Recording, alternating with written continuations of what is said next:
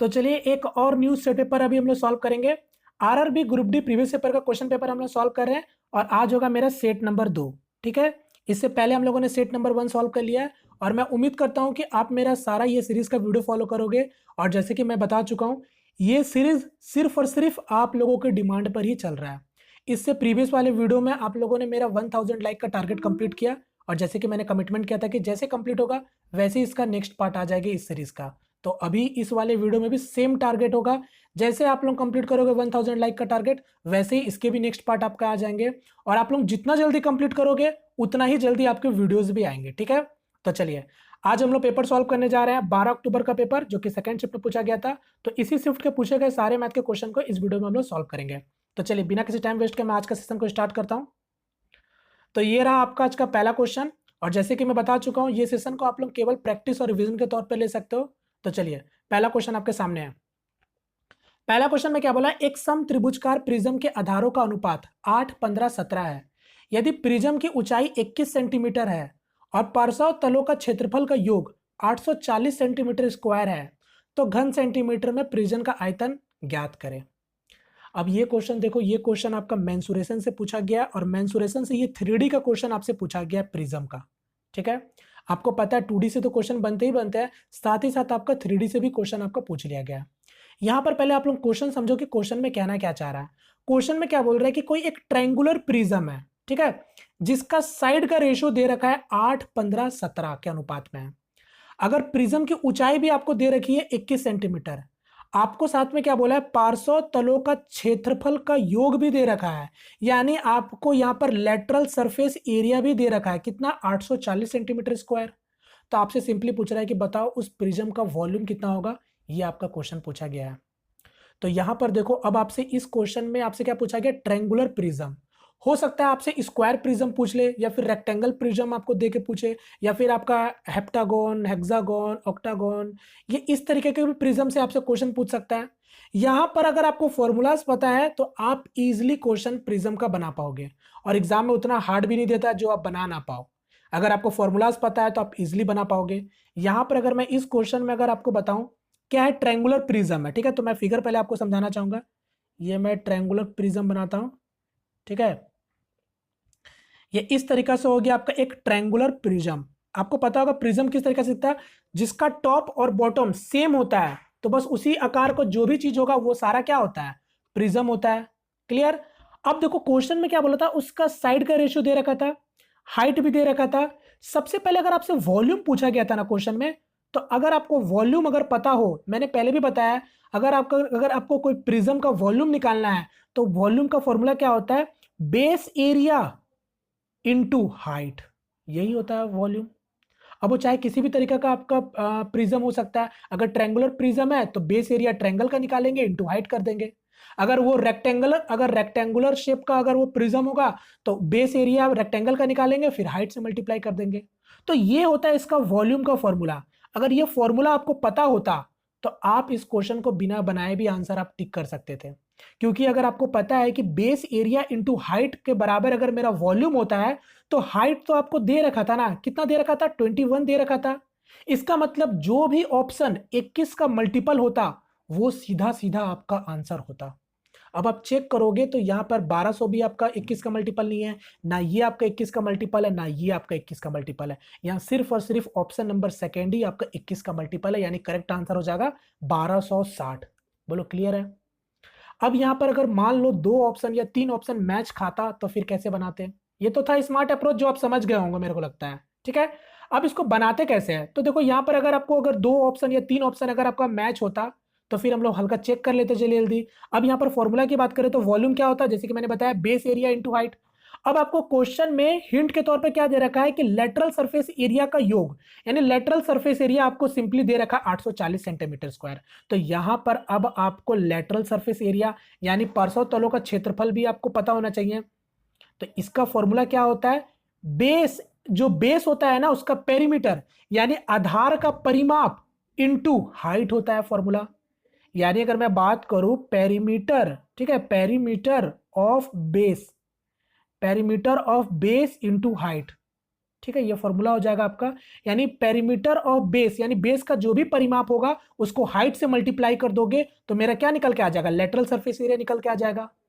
बात को समझो, क्योंकि आप अगर देखोगे ये वाला अगर आप 3D में समझ पा रहे हो तो आपको इन्हीं का तो योग पूछ दे रखा है ना, और पीछे साइड से भी आपको दे रखा है, तो इन्हीं तीनों साइड का यानी पेरीमीटर का आप जब बेस का अगर पेरीमीटर निकाल लोगे और उसका हाइट से मल्टीप्लाई कर दोगे तो मेरा क्या निकल के आ जाएगा, लेटरल सरफेस एरिया निकल के आ जाएगा। अगर क्वेश्चन में अगर आपसे टी ऐसे पूछ लेता, यानी टोटल सरफेस एरिया यानी वक्र पृष्ठ क्षेत्रफल पूछ लेता, तो फिर फॉर्मूला क्या बन जाता है, लेटरल सरफेस एरिया तो निकालोगे ही निकालोगे, साथ में आपको क्या करना है, प्लस दो ठो जो बेस एरिया है उसका भी, दो ठो बेस एरिया का भी आपको मल्टीप्लाई करना पड़ेगा, यानी 2 टाइम्स बेस एरिया।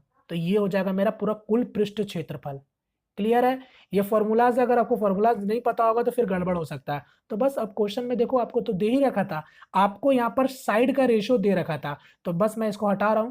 अभी मैंने आपको बताया लेटरल सरफेस एरिया क्या होता है, आपका बेस मतलब जो बेस का होता है पेरीमीटर, यानी इस ट्रायंगल का बेस कितना है, 8, 15 और 17, यानी इसी अनुपात में साइड है, तो पेरीमीटर कितना हो जाएगा, 8x plus 15x plus 17x और इंटू हाइट, यही किसके बराबर होगा, 840 के बराबर होगा।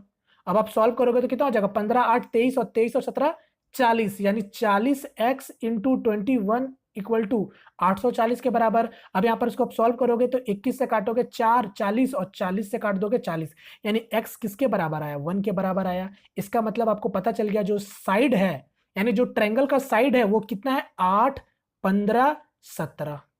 अब खुद ही ये वाला देख के बताओ, 8, 15, 17 ये किस तरीके का ट्रायंगल है, अब ये भी आप मेरे को बता दो। आपको साफ साफ दिख रहा है ये आपका एक ट्रिपलेट है, यानी ये आपका एक राइट एंगल ट्रायंगल है, यानी आपका एक समकोण त्रिभुज है। अब आप एरिया निकाल सकते हो, बेस एरिया, तो क्या होता है, half into base into height, तो half into base into height यानी क्या हो जाएगा, 8 गुना 15।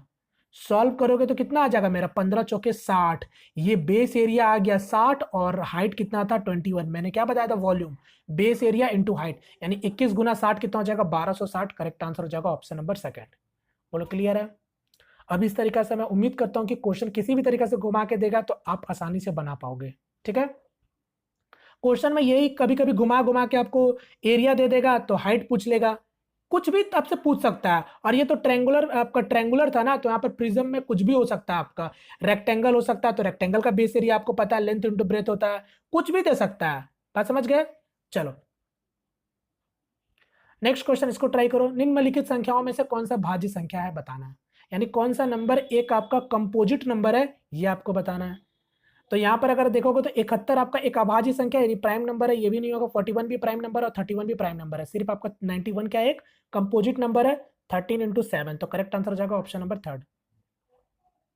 एक क्वेश्चन ये पूछा गया था, एक कमीज को अगर 825 में खरीद कर सुनिधि ने इसे 32% के लाभ पर बेच देती है तो कमीज का विक्रय मूल्य बताओ क्या होगा, यानी सेलिंग प्राइस आपसे पूछ रहा है। अब आपको पता है अगर सीपी मेरा 825 रुपए का है, अब 32% का प्रॉफिट में बेचा गया है, यानी 132% का ही तो वैल्यू पूछ रहा है ना, क्योंकि आपसे विक्रय मूल्य पूछ रहा है, यानी 132% का ही वैल्यू पूछना चाह रहा है। तो सॉल्व कर लो, 25 से काटेंगे 4 बार में, तो 25 से यहाँ पर काटेंगे तो 25 3 75 और 7 और 5, यानी 25 3 75। 4 से काटेंगे कितने बार में, 4 3 12 और 3, यानी 33 गुना 33 कितना हो जाएगा, 1089, यानी करेक्ट आंसर हो जाएगा ऑप्शन नंबर सेकंड। क्लियर। एक क्वेश्चन ये आपका डेटा इंटरप्रिटेशन है, देख सकते हो यहाँ पर बोला निम्न पाई चार्ट रेस्टोरेंट कोई XYZ द्वारा विभिन्न प्रकारों का खाद्य पदार्थों की बिक्री के बारे में जानकारी दर्शाता है। जैसे कि देख सकते हो ये Chinese, burger, pizza, donut, sandwich, other baked item आपको दिया हुआ है। ठीक है, ये किस किस तरीके से क्या रेस्टोरेंट में बिक्री हो रहा है वही आपको दर्शाया गया। क्वेश्चन की ओर आते हैं। क्वेश्चन में क्या बोला है, नवंबर 2017 में रेस्टोरेंट द्वारा अर्जित कुल राजस्व 35 लाख रुपए था। ठीक है, यानी 2017 में जो आपका टोटल जो आपका राजस्व है वो 35 लाख रुपए का था। ठीक है, क्वेश्चन में क्या पूछा, XYZ द्वारा प्रदान किए जाने वाले अन्य खाद्य पदार्थों में निम्नलिखित में किस प्रकार की खाद्य पदार्थों की बिक्री उच्चतम है, यानी सिंपली आपसे पूछ रहा है कि रेस्टोरेंट में सबसे ज्यादा सेल कौन सा आइटम का हो रहा है, ये आपको केवल बताना है। तो आप देख सकते हो ये पाई चार्ट में सबसे ज्यादा किसका परसेंटेज है आपको दिख रहा है, तो बर्गर का दिख रहा है, क्योंकि बर्गर का 25% का सेल हो रहा है। तो बस सबसे ज्यादा सेल किसका हो रहा है, बर्गर। तो करेक्ट आंसर क्या हो जाएगा option number third, burger. Clear. बड़ी सिंपल था। एक क्वेश्चन, अच्छा ये क्वेश्चन को आपका रेलवे ग्रुप डी में ये क्वेश्चन आपका रिजेक्ट कर दिया गया था, तो ये इग्नोर किया गया था सभी लोगों के लिए। तो ये मैं दिखा दे रहा हूँ क्वेश्चन किस तरीके से पूछा गया था। थोड़ा सा गलती है, बाद बाकी ये क्वेश्चन का आपको ऑप्शन में नहीं मिलेगा जो आपका क्वेश्चन पूछा गया है, ठीक है। तो ये था, तो मैंने आपको दिखा दिया, क्योंकि अभी मैं बहुत जल्द आपका अलजेब्रा का वीडियो लेके आऊँगा, तो इसलिए मैं दिखा दे रहा हूँ कि ऐसे ऐसे भी क्वेश्चन पूछे जा चुके हैं, ठीक है। चलिए नेक्स्ट क्वेश्चन, इसको ट्राई करो। फिर से अलजेब्रा का क्वेश्चन है, देख सकते हो। और अलजेब्रा से क्वेश्चन ऐसे ही पूछे जाते हैं आपके एग्जाम में भी। यहाँ पर आपसे पूछा a⁴ प्लस b⁴ का वैल्यू बताओ क्या होगा। तो यहाँ पर अब आप थोड़ा सा देखोगे ना, तो ए और बी का वैल्यू आप सेटिस्फाई नहीं कर पाओगे। जब नहीं सेटिस्फाई कर पाएंगे तो हम लोग डायरेक्ट से बनाएंगे। तो क्या करेंगे, इसको हम लोग स्क्वायर कर देंगे बोथ साइड। तो दोनों जगह जब आप स्क्वायर करोगे तो ये क्या हो जाएगा, a⁴ प्लस b⁴ प्लस है, सॉरी माइनस है, तो ये आपका माइनस हो जाएगा 2 into a² into b² equal to 10 का स्क्वायर 100, यानी a⁴ प्लस b⁴। अब यहाँ पर ध्यान से देखो, ये 100 तो 100 है, ये क्या है a² b², ए बी का वैल्यू आपके पास पहले से है 4, तो ये इसका स्क्वायर होगा, तो यानी 4 का स्क्वायर कितना हो जाएगा, 16 हो जाएगा। तो 16 गुना 2 32, यानी ये 32 आप ऐड कर दो, यानी इसका करेक्ट आंसर क्या हो जाएगा 132। Correct answer option number D. Clear. एक क्वेश्चन इसको ट्राई करो। दो गैस भरने वाले ट्यूब ए और बी क्रमशः 12 मिनट और 15 मिनट में एक गैस सिलेंडर को भर सकते हैं, लेकिन एक तीसरी ट्यूब इसे 6 मिनट में खाली कर सकती है। तो पहले दो ट्यूबों को शुरुआत में 5 मिनट के लिए खोला जाता है और फिर तीसरी ट्यूब को भी खोल दिया जाता है, तो सिलेंडर कितने समय में खाली हो जाएगा बताओ। तो ये रहा ए, ये रहा बी, ये रहा सी। ये अगर 12 मिनट में भर देगा, ये 15 मिनट में भर देगा, और ये 6 मिनट में खाली कर दे रहा, तो टोटल कैपेसिटी आप निकाल सकते हो।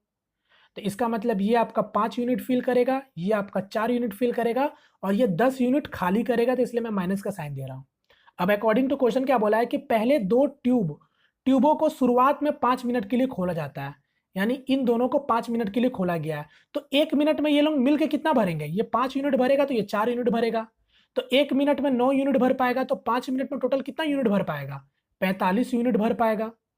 अब उसके बाद तीसरी ट्यूब को भी खोल दिया जाता है, तो सिलेंडर कितने समय में खाली हो जाएगा। अब आपको पता है कि जब तीनों ट्यूब एक साथ काम करेगा तो टोटल आपका सिलेंडर में कितना फिल होगा या फिर कितना एम्प्टी होगा, आपको पहले वो देखो। तो आपको पता है ये 5 यूनिट भर रहा है, ये 4 यूनिट भर रहा है, यानी दोनों मिला के 9 यूनिट भर रहा है। और ये जो सी पाइप है ये आपका 10 यूनिट खाली कर दे रहा है, यानी जो नेट आपका निकल रहा है वो 1 यूनिट खाली ही हो रहा है आपका, यानी तीनों मिलकर जब आपका भरेगा तो 1 यूनिट खाली होगा। तो अब आप बताओ 45 यूनिट आपका ऑलरेडी भरा जा चुका था, तो यही 45 को खाली करने में कितना समय लगेगा, 45 मिनट, यानी करेक्ट आंसर हो जाएगा ऑप्शन नंबर बी। एक क्वेश्चन इसको ट्राई करो। सुरेश और तैमूर की वर्तमान आयु का अनुपात दे रखा था 4 और 3। तो ये रहा सुरेश, ये रहा तैमूर। आपको प्रेजेंट एज दे रखा था, उनके वर्तमान एज मतलब प्रेजेंट एज का रेशियो दे रखा है 14 वर्ष बाद, ठीक है, यानी 14 साल बाद उनका आयु का अनुपात है 6 और 5। तो ये 14 साल बाद है, ध्यान दीजिएगा 14 साल बाद का, यानी आफ्टर है। अब मेरे से पूछा तैमूर का वर्तमान आयु। अब सबसे पहले बताओ एज का कॉन्सेप्ट मैंने क्या बताया था आपको कि एज का डिफरेंस कभी भी चेंज नहीं होता है। अगर आप यहां देखोगे दोनों के बीच में कितना का डिफरेंस है, 1 का डिफरेंस है। यहां भी देखोगे कितना का डिफरेंस है, 1 का डिफरेंस है, यानी सब कुछ सही है। अब आप देख सकते हो 3 से 5 हो रहा है, 4 से 6 हो रहा है। अब किसी को भी कंसिडर कर सकते हो। तो तैमूर का पूछा है तो 3 से 5 हो रहा है, यानी कितना का बढ़ोतरी हो रहा है, 2 यूनिट का बढ़ोतरी हो रहा है। अब यही 2 यूनिट किसके बराबर होगा, 14 साल के बराबर होगा, क्योंकि 14 साल बाद का रेशियो है। तो 2 यूनिट अगर 14 साल के बराबर होगा तो 1 यूनिट का वैल्यू कितना होगा, 7 साल। तो आपसे क्या पूछा था, तैमूर का प्रेजेंट एज यानी 3 यूनिट का वैल्यू पूछा था। तो सत्य 21 साल चल रहा है तैमूर का, यानी करेक्ट आंसर हो जाएगा ऑप्शन नंबर डी। एक क्वेश्चन आपका इसको ट्राई करो, फिर से आपका ये डीआई है, और इस वाले सेट में 2-3 डीआई आपसे पूछे गए थे, देख सकते हो। यहां पर क्या बोला, नीचे दिया गया ग्राफ एबीसी स्टील कंपनी में पिछले 4 वर्षों का विक्रय आय को प्रदर्शित करता है।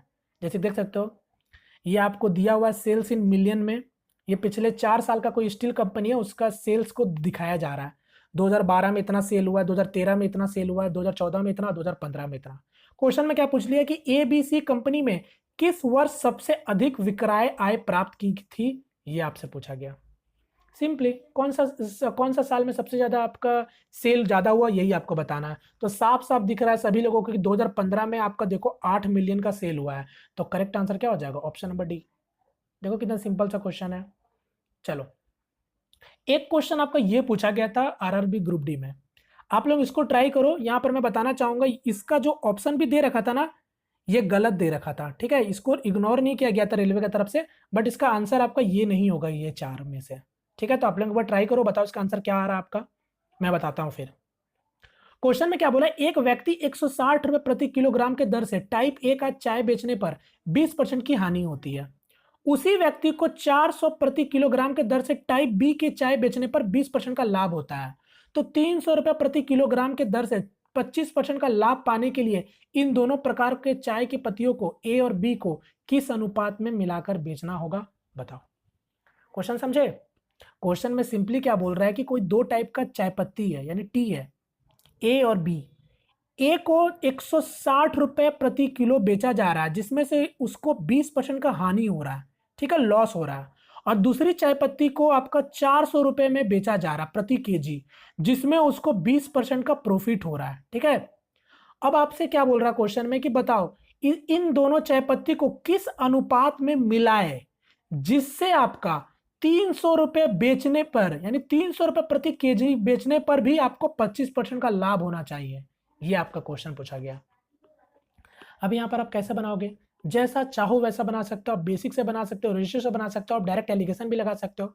यहां पर आपको पता होगा, अगर एलिगेशन अगर आप लगाओगे तो आपको पता होना चाहिए, एलिगेशन में आपको पता है कि ये मेरा क्या है, ये मेरा सेलिंग प्राइस है। अब आपको अगर देखो ये 160 रुपए पर बेचने पर अगर उसको 20% का हानि हो रहा है, तो आप आसानी से सीपी निकाल सकते हो। यानी अगर ये मेरा अगर हानि हो रहा है, यानी 80% का वैल्यू है, तो आप यहां से सीपी निकाल सकते हो कि चाय का कीमत है कितना वाकई में। तो आपको पता चल गया कि ये 200 रुपए का चाय था। अब दूसरा वाला अगर बात करेंगे, तो दूसरा वाला चाय पत्ती को बेचा जा रहा था 400 रुपए में, जिसमें से उसको प्रॉफिट हो रहा था कितना, 20% का। तो यहां से भी आप सीपी निकालोगे। तो जब आप इसका सीपी निकालोगे तो ये कितना निकल के आएगा, सॉल्व करो।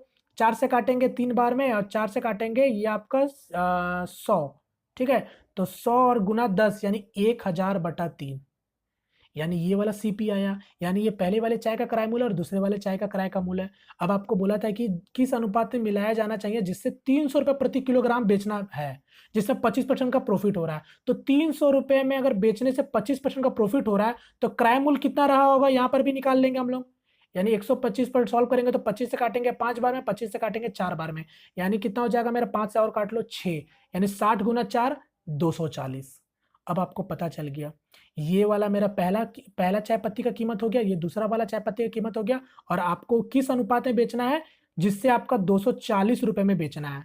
तो बस ये हो गया mean proportional, cheaper value, deeper value, और ये मीन वैल्यू आ गया। अब आप यहाँ पर डायरेक्ट एलिगेशन नहीं लगा दोगे आसानी से, डायरेक्ट लगा सकते हो, या फिर अब आप बेसिक से भी बना सकते हो। 200x, मान लो क्वांटिटी x क्वांटिटी लिया और इसको y क्वांटिटी लिया, फिर सॉल्व कर लो, आपके ऊपर है। क्योंकि हम लोग को सीपी मिल गया, तो हम लोग डायरेक्ट एलिगेशन लगा सकते हैं। पहले वाले कीमत, चाय का कीमत है 200 रुपए, दूसरे वाले चाय का कीमत है आपका 1000/3, यानी 333.33 रुपए प्रति केजी है, और आपका मिला के बेचने पर 240 रुपए पे बेचना है। तो बस एलिगेशन लगा दो। तो 240 से 100 जाएगा, 240 से 200 जाएगा, तो कितना हो जाएगा, 40 हो जाएगा। यहाँ पर आप सॉल्व करोगे तो 240 गुना 3 720, यानी 1000 में 720 जाएगा, तो कितना हो जाएगा 280/3। तो 3 को मैं क्या करता हूँ, गुना कर देता हूँ। तो 3 से गुना करेंगे यहाँ पर भी और यहाँ पर भी, क्योंकि आपको पता चल गया इसी रेशियो में बेचा गया होगा। तो 3 से 3 कट गया, 0 से 0 कट गया, और कट रहा तो काट दो। 7 से काटेंगे, ये आप 4 से काटेंगे तो ये 7 बार में, और ये 3, यानी इसका करेक्ट आंसर क्या आ जाएगा, 7 और 3 के अनुपात में आपको मिलाना होगा दोनों चाय पत्ती को, जिससे मेरा प्रॉफिट आपका 25% का होगा, और साथ ही साथ आप 300 रुपये प्रति केजी भी बेच पाओगे। यानी करेक्ट आंसर इसका होगा 7:3। क्लियर? चलिए नेक्स्ट क्वेश्चन, इसको ट्राई करो। यहां पर क्या बोला, ट्राई और रागिनी के पास कांचों की संख्या का अनुपात दे रखा है 9 और 8, जबकि जावेद और रागिनी के पास की कांचों की संख्या दे रखा है आपको 5 और 12। तो ट्राई और जावेद के पास कांचों की संख्या का अनुपात क्रमश कितना है, बता दो। तो यहां पर कोई क्या बोल रहा है कि कोई ट्राई और रागिनी है, ठीक है, टी फॉर ट्राई और आर फॉर रागिनी लिखते हैं। इनका रेशियो दे रखा है 9 और 8 का। साथ में क्या बोला, जावेद और रागिनी का भी जो उनके पास मार्बल है, यानी जो गोली होता है ना, कांचो, वही मार्बल का रेशियो दे रखा है जावेद और रागिनी का। तो ये जावेद मैं यहां लिख लेता हूं। तो जावेद और रागिनी का अनुपात क्या दे रखा है, ध्यान से देखिएगा, 5 12 का, यानी ये 5 हो गया तो ये 12 हो गया। अब आप बेसिक जानते हो, डायरेक्ट से आप एलिगेशन तीनों को मिला सकते हो, तो ये 8 यहाँ आ जाएगा, यहाँ 12 आ जाएगा। सॉल्व करोगे तो आप काटना चाहो तो अभी काट सकते हो, तो मैं 4 से काट देता हूँ, 2 बार में ये कटेगा, यहाँ 3 बार में कटेगा, और ये भी 3 बार में कटेगा। और कट रहा तो काट दो, नहीं अब नहीं कट रहा, तो यानी 9 तिया 27, 8 तिया 24 और 5 2 10, यानी इन तीनों के बीच में कांचों की संख्या का अनुपात ये है। आपसे क्या क्वेश्चन में पूछा गया था, ट्राई और जावेद के पास कांचों की संख्या का अनुपात क्या है, तो ट्राई के पास कितना है 27, और जावेद के पास कितना है आपका 10, यानी इसका करेक्ट आंसर होगा 27 10, correct answer option number 3। Clear. Next question इसको ट्राई करो। 19 छात्रों के समूह ने एक परीक्षा दी, एक और छात्र बाद में परीक्षा देकर समूह में शामिल हो गया, उसके अंकों को शामिल करने से समूह का औसत अंक में 1.5 अंकों की वृद्धि हो गई है, तो उसे शामिल किए बिना औसत अंकों से इस छात्र ने कितने अंक अधिक प्राप्त किए हैं, बताओ। चलो बताओ इस क्वेश्चन में क्या बोला है, समझ गए होंगे उम्मीद करता हूं। क्या बोला है कि कोई टोटल क्लास में कोई मान लो 19 स्टूडेंट है, वो लोग कोई एक टेस्ट देते हैं या फिर कोई परीक्षा देते हैं जिनका औसत उन लोगों का मिला के कुछ आता होगा, ठीक है, कितना आया नहीं पता। एक और जब स्टूडेंट जब आपका टेस्ट देता है तो उसका जो मार्क्स जब उसको शामिल किया जाता है तब उनके औसत अंक में 1.5 का बढ़ोतरी हो रहा है, ठीक है। यानी 19 स्टूडेंट लोगों का जो मार्क्स था उसका औसत जो भी था नहीं पता, बट जब एक और स्टूडेंट एग्जाम देकर जब उसके ग्रुप में आता है तब उन लोगों का औसत में कितना का बढ़ोतरी हो रहा है, 1.5 नंबर का बढ़ोतरी हो रहा है। आपसे क्वेश्चन में सिंपली यही पूछना चाह रहा है कि बताओ शामिल किए बिना औसत अंक से इस छात्र ने कितने अंक अधिक प्राप्त किए, यानी वो लड़का कितना अंक ज्यादा प्राप्त किया था औसत अंक से, यानी जो 19 लोगों का जो औसत था वो लड़के ने कितने अंक ज्यादा प्राप्त किया है उनके औसत अंक से, ये आपका क्वेश्चन पूछा गया। बताओ। अब आप डायरेक्ट देख के बता सकते हो आंसर क्या होगा, 30 हो जाएगा, क्योंकि 1.5 अंक अगर बढ़ रहा है तो क्लास में टोटल 19 लोग थे और एक बंदा वो था, यानी 20 का ही तो नंबर बड़ा होगा ना, 20 गुना 1.5 कितना हो जाएगा 30 मार्क्स, यानी 30 की बढ़ो 30 नंबर ज्यादा था उसके औसत अंक से। करेक्ट आंसर क्या हो जाएगा, ऑप्शन नंबर 2 हो जाएगा। अगर आपको समझ आ गया तो आप डायरेक्ट 30 बना सकते हो, वरना अगर आपको बेसिक चाहिए कि बेसिक से कैसे हुआ तो कुछ नहीं, वैसे ही करना है कि आपको मान लेना है कि 19 स्टूडेंट का औसत अंक मेरा x है, तो सभी का नंबर का योग कितना हो जाएगा 19 + x हो जाएगा। एक जो बंदा आया है उसका मैं अंक मान लेता हूं y है, ठीक है। तो जैसे उस बंदा का मार्क्स अगर ऐड किया गया है तो उनके औसत में 1.5 अंकों की बढ़ोतरी हो रही है, यानी आप समझे, यानी पहले औसत था x, अब कितना हो गया 1.5 हो गया। और आप क्लास में कितने लोग हो गए हैं, ध्यान से देखो, क्लास में अब आपके 20 लोग हो गए, तो ये भी सम ऑफ मार्क्स और ये भी सम ऑफ मार्क्स, तो दोनों जगह सम ऑफ मार्क्स है, तो बस अब सॉल्व कर लो। अब यहाँ पर देखो ना ध्यान से, ये 20x हो गया, 19x हो गया, यानी यहाँ पर मेरा कितना आ गया x आ गया, ये कितना हो गया 20 गुना 1.5 यानी 30 हो गया। अब ये y को अगर मैं यहाँ पर, अगर मैं y को यहीं पर रखता हूँ, क्योंकि ये आपका 30 इधर रखता हूँ और ये आपका y इधर आएगा, तो x को जब मैं यहाँ लेके आऊंगा तो ध्यान से देखो y माइनस एक्स क्या आ रहा है, 30 आ रहा है ना। अब आप ही मेरे को बताओ y क्या था, y किसका मार्क्स था, उस नए लड़के का मार्क्स था, और x क्या था, औसत था, तो इनके बीच में डिफरेंस कितना का है, 30 मार्क्स का ही ना डिफरेंस है, बात समझे, तो 30 इसका आंसर हो जा रहा। एक क्वेश्चन सिंप्लीफिकेशन जल्दी से ट्राई करो, ध्यान से बनाना, बोर्ड मास को ध्यान से देखना। पहले आपको पता है स्मॉल ब्रैकेट है तो पहले स्मॉल ब्रैकेट को खोलेंगे, तो माइनस माइनस क्या होगा प्लस हो जाएगा, तो 6 5 11 हो जाएगा। फिर यहाँ पर क्या है आपका 55 से भाग दे देंगे, तो 55 से जब आप भाग दोगे तो कितना बच जाएगा 5 बचेगा। अब ध्यान से देखो फिर से मल्टीप्लाई है, यानी -9 × 5, ये क्या हो जाएगा -45, करेक्ट आंसर हो जाएगा ऑप्शन नंबर 2। नेक्स्ट क्वेश्चन इसको ट्राई करो। 48 किलोमीटर प्रति घंटा गति से चलने वाली एक रेलगाड़ी 200 मीटर लंबे प्लेटफॉर्म को 27 सेकंड में पार करती है, तो रेलगाड़ी की लंबाई बताओ क्या होगा। तो रेलगाड़ी की लंबाई बताना है तो पहले बताओ स्पीड इक्वल टू क्या होता है, डिस्टेंस बाय टाइम होता है। आपको स्पीड दे रखा है 48 किलोमीटर प्रति घंटा, इसको मीटर पर सेकंड में चेंज करने के लिए 5/18 से गुना करेंगे। अब डिस्टेंस मेरा क्या होगा, आपको पता है कि अगर कोई भी ट्रेन अगर किसी प्लेटफॉर्म को पार कर रहा है तो डिस्टेंस क्या हो जाएगा, ट्रेन का लंबाई, ठीक है, ट्रेन का लंबाई जो कि मेरे को निकालना है, प्लस प्लेटफॉर्म का लंबाई यानी 200 मीटर। समय कितना लग रहा था 27 सेकंड में पार कर रहा था, सॉल्व कर लो, ठीक है, वैल्यू आ जाएगा। तो 9 से काटेंगे 2 बार में, 9 से काटेंगे 3 बार में, 2 से काट लेंगे 24 बार में, यानी 24 गुना 5 कितना हो जाएगा 120 हो जाएगा, 120 गुना 3 कितना हो जाएगा 360 हो जाएगा, 360 में से 200 जाएगा तो 160, यानी टी का वैल्यू 160 मीटर आ गया। करेक्ट आंसर जाएगा ऑप्शन नंबर सेकंड। एक क्वेश्चन इसको ट्राई करो। एक टैंक आमतौर पर 8 घंटों में भर जाता है, लेकिन नीचे तल के रिजर्व के कारण इसे भरने में 2 घंटे और लगते हैं। यदि टैंक भरा हुआ है तो केवल रिजर्व इसे कितने देर में खाली कर देगा, ये आपसे पूछा गया। बता दो जल्दी से। आपको पता अगर कोई टैंक अगर 8 घंटा में भर जा रहा है, कोई छेदा के कारण टैंक को मतलब टैंक को भरने में 2 घंटा ज्यादा लग रहा है, यानी रिजर्व होने के कारण अब टैंक को भरने में 10 घंटे का समय लग रहा है। तो आप टोटल कैपेसिटी निकाल सकते हो। तो 40 हो गया, तो इसका मतलब ये 5 यूनिट भरेगा, और जब रिजर्व के कारण ये केवल 4 यूनिट ही फिल हो पाएगा। यानी जब टैंक सही था, जो आपका जो टैंक अगर सही है तो 5 यूनिट भर रहा है, बट रिजर्व के कारण यानी छेद के कारण आपका क्या हो रहा है, टैंक में केवल 4 यूनिट फिल हो पा रहा है। तो इसका मतलब आपको पता चल गया कि उस छेद से पानी कितना निकल रहा है। 5 में से 4 जाएगा 1 यूनिट, यानी 1 यूनिट करके पानी खाली हो रहा है। तो इसी 40 यूनिट को खाली करने में कितना समय लगेगा, 40 घंटा। करेक्ट आंसर हो जाएगा ऑप्शन नंबर सेकंड। चलिए नेक्स्ट क्वेश्चन इसको ट्राई करो। सिंपल सा क्वेश्चन है, ए स्क्वायर माइनस बी स्क्वायर के फॉर्म में है। तो आपको पता है ए स्क्वायर माइनस बी स्क्वायर का अगर फॉर्म में है तो बनाने का जरूरत नहीं है। ए प्लस बी और ए माइनस बी इसका फॉर्मूला होता है। तो ए माइनस बी में 36 माइनस 35 यानी 1 हो जाएगा, और 36 प्लस 35 कितना हो जाएगा, 71, यानी आंसर हो जाएगा 71। Correct answer option number second. एक क्वेश्चन इसको ट्राई करो। 10 मीटर ऊंचे एक प्लेटफॉर्म के शीर्ष से एक टावर का उन्नयन कोण 30 डिग्री था। यदि टावर की ऊंचाई 70 मीटर थी तो प्लेटफॉर्म टावर से कितने दूर था, बताओ जल्दी से बताओ। यहां पर क्या बोला है कि कोई एक प्लेटफॉर्म है जिसका लंबाई दे रखा है 10 मीटर का, और उसी प्लेटफॉर्म के शीर्ष से एक कोई बिल्डिंग को यानी एंगल ऑफ एलिवेशन भी दे रखा है, यानी उसी मतलब प्लेटफॉर्म के ऊंचाई से किसी बिल्डिंग को देखा जा रहा है उसके टॉप एंगल पर, जो कि 30 डिग्री का एंगल बना रहा है। आपसे क्या बोला है कि यदि टावर की ऊंचाई भी दे रखा है, यानी टावर का ऊंचाई भी दे रखा है, तो इसका मतलब यहां पर जो होगा वो 10 होगा, और यहां पर कितना होगा, 60 होगा। क्लियर है। आपसे सिंपली क्वेश्चन में क्या पूछा था कि बताओ प्लेटफॉर्म से टावर का बीच का दूरी कितना है, यानी आपसे यही वाला पूछ रहा है, ये वाला नहीं निकाल लोगे आसानी से।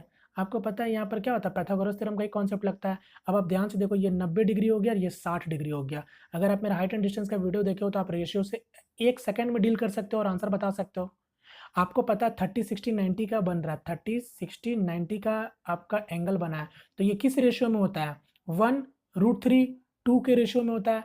आपको क्या दे रखा था, 30 डिग्री के सामने वाले साइड दे रखा था 60 के बराबर है, ये वाला साइड दे रखा था ना, तो 30 डिग्री के एंगल के सामने वाला साइड दे रखा था, यानी 1 रेशियो का वैल्यू दे रखा था 60 डिग्री के मतलब 60 के बराबर है। तो आपसे पूछा था ये वाला का वैल्यू, तो यानी 60 डिग्री के सामने वाला भुजा का वैल्यू पूछा है, तो √3 का वैल्यू क्या हो जाएगा, अगर 1 यूनिट का वैल्यू अगर 60 है तो √3 का वैल्यू क्या हो जाएगा, 60√3। बात खत्म। करेक्ट आंसर क्या हो जाएगा, option number third. Next question इसको ट्राई करो।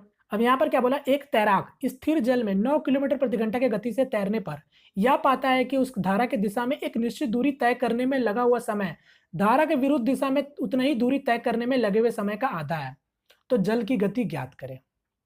अब इसको ट्राई करो। अब ये क्वेश्चन आपका बोट इन स्ट्रीम से है, यानी नाव और धारा से क्वेश्चन है। अब यहाँ पर सबसे पहले अगर मैं बात करूँ, क्वेश्चन में क्या बोला है कि कोई एक तैराक है, यानी कोई एक स्विमर है जो 9 किलोमीटर प्रति घंटा का स्पीड से तैर सकता है शांत जल में। ठीक है। अब क्या बोल रहा है कि जब वो क्या ऑब्जर्व करता है कि जब धारा के दिशा में, यानी जब वो धारा के दिशा में कोई एक निश्चित यानी कोई पर्टिकुलर डिस्टेंस जब वो ट्रेवल करता है, और सेम डिस्टेंस जब धारा के विरुद्ध में जब वो ट्रेवल करता है, तो वो क्या पाता है कि धारा के दिशा में जितना वो उसको समय लगा था उसका डबल समय उसको धारा के विरुद्ध में लगता है। तो वही बोला है कि बताओ जल का गति क्या है। बात समझे। तो यहां पर अब आप जानते हो कि यहां पर मेरा क्या है, डिस्टेंस कांस्टेंट है, क्योंकि धारा के दिशा में जितना वो ट्रेवल कर रहा है धारा के विरुद्ध में भी उतना ही ट्रेवल कर रहा है, उतना ही डिस्टेंस। तो डिस्टेंस होता है क्या है, स्पीड इनटू टाइम होता है। अब मेरे को बताओ स्पीड की बात करेंगे। आपको पता होगा कि जब वो धारा के दिशा में अगर वो ट्रेवल कर रहा है, मेरे से क्या पूछा था, जल का गति बोला था, तो मैं मान लेता हूं कि जल का गति मेरा y है। ठीक है, मैं मान लेता हूं कि मेरा जल का जो स्पीड है वो y किलोमीटर प्रति घंटा है। अब मेरे को बताओ जब वो जल का दिशा में यानी धारा के दिशा में, जब वो धारा के दिशा में जब वो ट्रेवल किया होगा डिस्टेंस, तो उसका स्पीड क्या रहा होगा, 9 + y रहा होगा। बोलो क्लियर है, यानी उसका स्पीड ये रहा होगा। इक्वल टू, क्योंकि दोनों जगह हम डिस्टेंस कांस्टेंट करेंगे, ठीक है। और जब धारा के विरुद्ध में जब वो ट्रेवल करेगा तो इसका स्पीड क्या होगा, 9 माइनस वाई होगा, क्योंकि धारा के विरुद्ध में वो ट्रेवल कर रहा है। तो यहां हो गया स्पीड। अब आपको क्वेश्चन में ही जो बोल रखा था, ध्यान से देखो, बोला था कि धारा के विरुद्ध में जो इतना इसको समय लगता है उसका आधा समय लगता है धारा के दिशा में। यानी अगर मैं मान लूं अगर इसको यहां पर समय, अगर इसको समय यहां पर 1 घंटा लगा है तो इसको यहां पर कितना लगा होगा, 2 घंटा लगा होगा। बात खत्म। यही तो सॉल्व करना था, ये कुछ नहीं था, क्वेश्चन यही था। तो बस सॉल्व करो। तो यहाँ पर क्या हो गया, 9 2 18 और ये 9, यानी ये 9 हो जाएगा। 2y यहाँ आ जाएगा तो क्या हो जाएगा total 3y। 3y equal to 9, यानी 3 से काट देंगे 3 बार में, यानी 3 किलोमीटर प्रति घंटा स्पीड होगा। Correct answer option number second. एक क्वेश्चन इसको ट्राई करो जल्दी से, ये भी आपका सिंप्लीफिकेशन का क्वेश्चन है। तो पहले देख लेना, वेनिकुलम है यानी बार है, तो पहले आपको उसको सॉल्व करना होता है बोर्ड मास में, ध्यान देना ये सब चीज, वरना इधर उधर सॉल्व करोगे तो फिर आंसर मिलेगा नहीं। तो सबसे पहले अगर हम बार को सॉल्व करेंगे तो क्या होगा, 4 4 16, 176 बाई 16। मैंने आपको बताया है सिंप्लीफिकेशन वाले वीडियो में, अगर जितना भी लेंदी कैलकुलेशन क्यों ना हो जाए, आप उसको ब्रेक कर करके सॉल्व करो, कभी भी गलत नहीं होगा। क्योंकि अभी स्मॉल ब्रैकेट के अंदर काम कर रहे हैं हम लोग, तो 16 से काटेंगे तो कितने बार में कट जाएगा, ये 11 बार में कट जाएगा। तो 25 में से 11 जाएगा तो कितना बचेगा आपका, 14 बचेगा। ये वाला देखो मिडिल ब्रैकेट है, यानी 33 माइनस 14, ये कितना हो जाएगा यहाँ पास बताओ, तो 17 हो जाएगा। 17 हो जाएगा ना, 33 सॉरी 19 होगा ना, 19 हो जाएगा। तो 33 में से 14 जाएगा तो कितना हो जाएगा, 19 हो जाएगा। अब यही 19 फिर से ये क्या है, ये बिग ब्रैकेट है यानी बड़ा वाला ब्रैकेट है, तो 30 में से 19 जाएगा तो फिर कितना बचेगा, 11 बचेगा। अब आपका 154 डिवाइडेड 11 सॉल्व करोगे तो कितना आ रहा, 14, यानी करेक्ट आंसर हो जाएगा ऑप्शन नंबर डी। फिर से एक डेटा इंटरप्रिटेशन क्वेश्चन है। यहाँ पर फिर क्या बोला, नीचे दिए गए ग्राफ वित्तीय वर्ष 2015 से 16 के लिए विभिन्न शीर्षकों का तहत सार्वजनिक क्षेत्र की कंपनी एबीसी का व्यय को प्रदर्शित करता है।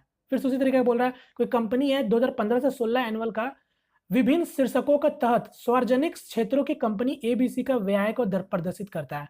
यानी कोई कंपनी है जिसका आपको यहाँ पर दिखाया गया है कि किस किस तरीके से आपके सेल्स हो रहे हैं। जैसे कि आप देख सकते हो ये लाख करोड़ में है, फर्क नहीं पड़ता। ये R&D का है, ये आपका सैलरीज में आपका खर्च हो रहा है, ये इंटरेस्ट फॉर लोन के लिए, ये इंफ्रास्ट्रक्चर के लिए और टैक्सेस के लिए। ठीक है, क्वेश्चन की ओर आते हैं हम लोग। ठीक है, क्वेश्चन में क्या बोला, वर्ष 2015 से 16 के लिए कंपनी एबीसी ने किस क्षेत्र में सर्वोच्च व्यय किया है, यानी किस क्षेत्र में सबसे ज्यादा इन्वेस्टमेंट किया है, ये आपका क्वेश्चन पूछ रहा है। तो सबसे ज्यादा अगर इन्वेस्टमेंट अगर आप देखोगे तो यहाँ पर किस में दिख रहा है, 30 का दिख रहा है, 30 लाख करोड़ किसमें है, R&D है, यानी रिकंस्ट्रक्शन एंड डेवलपमेंट में है। तो करेक्ट आंसर क्या हो जाएगा, अनुसंधान एवं विकास में सबसे ज्यादा आपका खर्चा किया गया है, यानी करेक्ट आंसर हो जाएगा ऑप्शन नंबर फर्स्ट। ठीक है, नेक्स्ट क्वेश्चन इसको ट्राई करो। एक पार्टी में उपस्थित पुरुष और महिलाओं का अनुपात 4 और 7 है, तो पार्टी में कुल कितने लोग उपस्थित हैं। यहाँ पर एक्चुअली में पूछना चाहिए था कि पार्टी में कुल कितने लोग हो सकते हैं। ठीक है, ये पूछना चाहिए था एक्चुअली में क्वेश्चन को। तो आप लोग समझ गए, बता दो इसका आंसर क्या होगा। तो पार्टी में जो जितने भी लोग उपस्थित हैं मेल और फीमेल, उसका रेशियो दे रखा 4 और 7 का। इसका मतलब टोटल कितना यूनिट हो गया, 11। यानी जो भी आंसर मेरा 11 के मल्टीपल में होगा पार्टी में उतने ही लोग आपके होंगे। एग्जैक्ट आप भी नहीं बता सकते हो, तो ऑप्शन का हेल्प लेंगे तो ऑप्शन नंबर आपको सेकंड दिखेगा, जो कि आपका 11 का मल्टीपल में, यानी पार्टी में आपके लोग 66 लोग आपके उपलब्ध थे, मतलब थे उपस्थित। तो करेक्ट आंसर हो जाएगा ऑप्शन नंबर सेकंड। इसलिए क्वेश्चन में यहाँ पर पूछना चाहिए था कि पार्टी में कुल कितने लोग उपस्थित हो सकते होंगे। ठीक है, चलो नेक्स्ट क्वेश्चन इसको ट्राई करो। आपसे वैल्यू पूछा है 0.8 का मान आपको बताना है। अब देखो 0.8 का मान आपको बताना है, ध्यान से देखिएगा।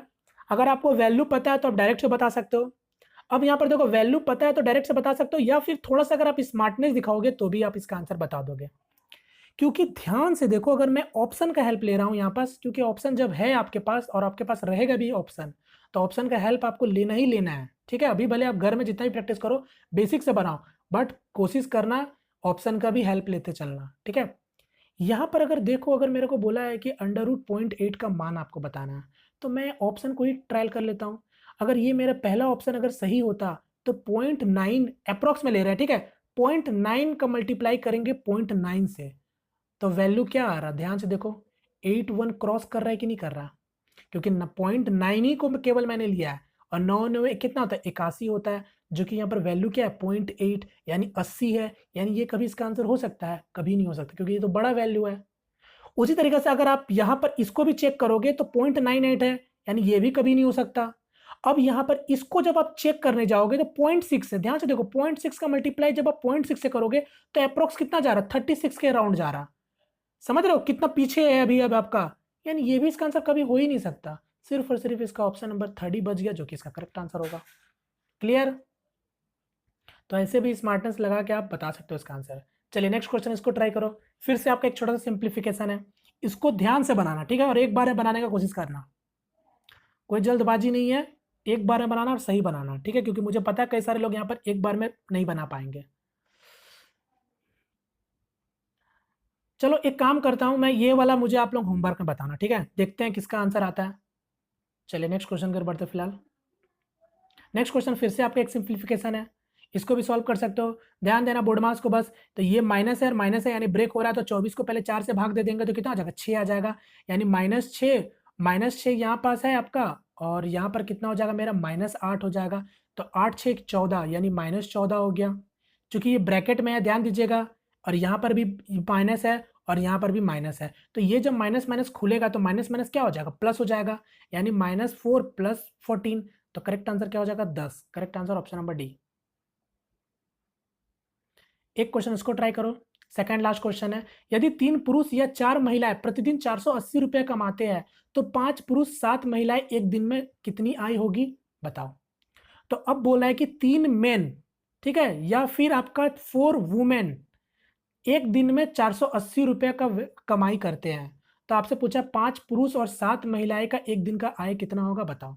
तो आप यहां से सिंपली समझ गए, अगर 3 आदमी 480 रुपए कमाते हैं तो इसका मतलब एक आदमी कितना रुपए कमाता होगा 160 रुपए कमाता होगा। उसी तरीके से अगर 4 वुमेन 480 रुपए कमा रहा है तो एक वुमेन कितना कमा रही होगी 120 रुपए कमा रही होगी। क्वेश्चन ने पूछा था 5 पुरुष का बताना है, तो 5 पुरुष का यानी 16 गुना 5 यानी 800 रुपए, प्लस कितना 7 महिलाएं हैं यानी 12 गुना 7 1284 यानी 840 रुपए। तो टोटल कितना व्यय हो जाएगा 1640 हो जाएगा, यानी 1640 आय होगा। Correct answer option number third. अगर पूछ लेता कि 2 दिन में बताओ 3 दिन में बताओ तो फिर उतना से मल्टीप्लाई भी कर देते हैं। क्लियर है? चलिए नेक्स्ट क्वेश्चन और मेरा आज का लास्ट क्वेश्चन, इसको भी ट्राई कर लो। यहाँ पर क्या बोला, रॉकेट लॉन्च पैड से 3 किलोमीटर की दूरी से आपको 30 डिग्री का उन्नयन कोण पर रॉकेट दिखाई देता है, तो रॉकेट की ऊंचाई कितनी है बता दो। मान लेते हैं कि कोई एक रॉकेट पैड होगा यहाँ पास, ठीक है।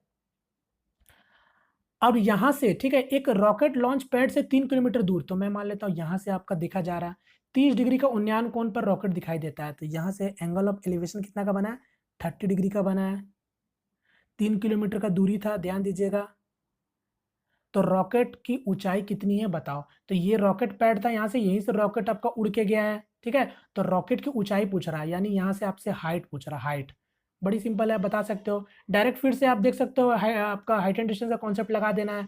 आपको पता है, सॉरी ये 90 डिग्री होगा ना, ये 90 डिग्री और ये 60 डिग्री, तो फिर से देखो 30 60 90 यानी रेशियो क्या होता है 1√3 और ये 2 होता है। ये 30 डिग्री है, ये 60 डिग्री है और ये 90 डिग्री है। आपको कितना का वैल्यू दे रखा है ये वाला, यानी 60 डिग्री का सामने वाला भुजा का वैल्यू दे रखा है, यानी आपके पास √3 का वैल्यू किसके बराबर दे रखा है 3 किलोमीटर के बराबर दे रखा है, और आपसे पूछा है किसका वैल्यू, इसका वैल्यू, यानी 30 डिग्री के सामने वाला का वैल्यू पूछा है। तो इस अगर √3 का वैल्यू अगर 3 किलोमीटर के बराबर है तो 1 यूनिट का वैल्यू कितना हो जाएगा बताओ। तो 3/√3 हो जाएगा।